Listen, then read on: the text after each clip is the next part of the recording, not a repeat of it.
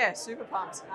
Obviously, our team's going to look a little bit different this year, but I think the foundation that we've set and the core players that we've had for such a long period of time, it's not going to be too different.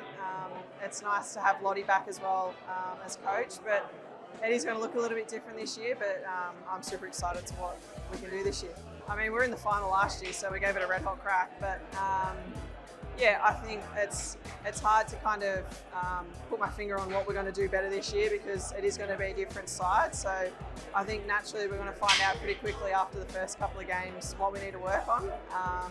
But I think, yeah, as tournament play, it's pretty hectic at times and you don't get a lot of rest and things like that. So it's being able to, I guess, reset and recharge in between games and then being able to be fresh enough to go again. So it's probably really focusing on that and making sure that we're fresh for every game. Yeah, to be honest, it doesn't change a whole heap. It's mainly just your length.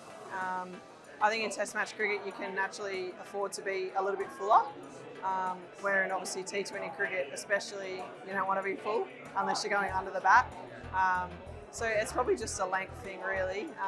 And then just tactics as well.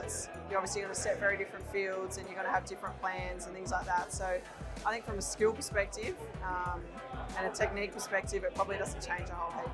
Yeah, there's obviously heaps of names that I would love to see in the pink, but I think someone like Marizanne Kapp, who we've seen before in the magenta, Amelia Kerr, Soph Devine, there's so many players that I would love to be able to play with.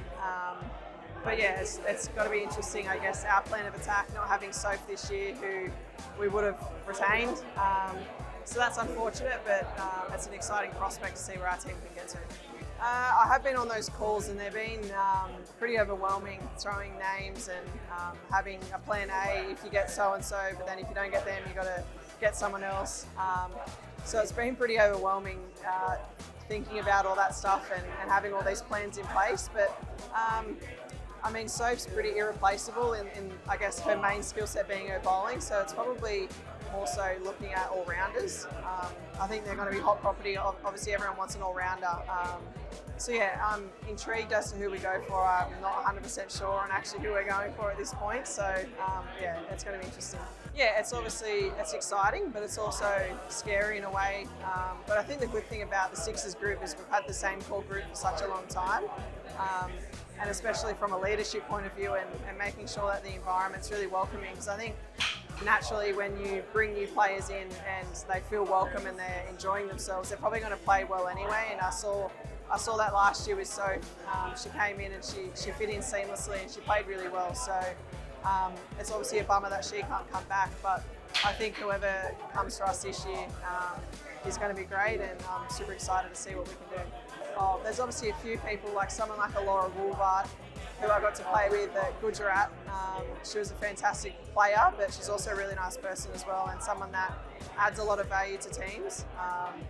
I think obviously strikers are probably in the hot seat to get her, but players like that who you know add more than just their cricketing ability.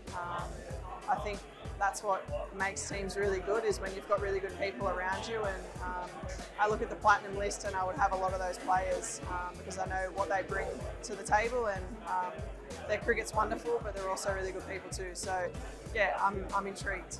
Yeah, absolutely. And I think it's something that we've wanted for so long, is to play at those top tier venues again, and knowing what the Matildas have done, being a standalone World Cup, and to see that the crowds are there bringing in, and hopefully the crowds that they'll bring in for women's sport in general. And playing at the SCG, I'm a little bit biased being from Sydney and it being one of my favourite grounds in the world, but it's a ground that I've missed playing at, and it's super exciting. So hopefully we can get 15,000, 20,000 people there to cheer on a Sydney derby, because they're always some of the best games in the competition. So I'm intrigued to see the people that come through, and yeah, just super excited to see what we can do.